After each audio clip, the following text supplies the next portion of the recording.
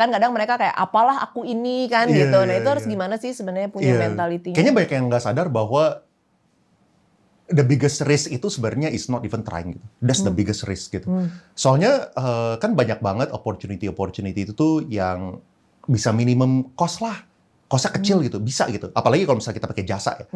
Misalnya contoh simple. Ini yang gue udah kepikiran dari dulu, cuman nggak apa-apa kalau misalnya gue spill. Ya ide kalau misalkan mau ambil silahkan. Contoh menurut gue yang paling simple itu adalah video editor.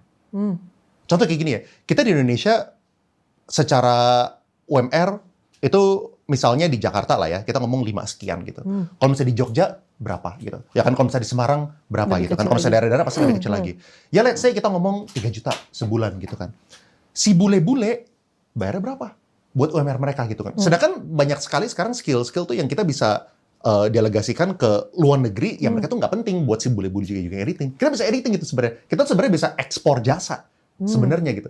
Tapi why is no one doing that gitu? Sebenarnya bisa banget gitu kan kita compete sama mereka gitu. Contoh, mereka udah syuting segala macam jam 5 sore, jam 6 sore kelar gitu kan. Mereka tinggal transfer file besok ke kita di Indonesia yang editing, besok pagi begitu si bulenya ini melek dari bangun tidur, udah jadi. Ya kan? Udah lebih murah, ya kan tadi faster, better, cheaper. Lebih murah, lebih cepat, lebih baik pula gitu. Ya kita harus menjaga kualitasnya lebih baik juga gitu.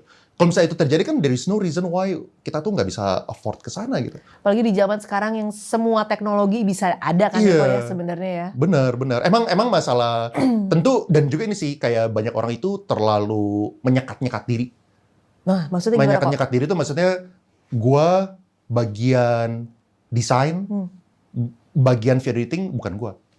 Gua bagian desain, bagian video shooting bukan gua.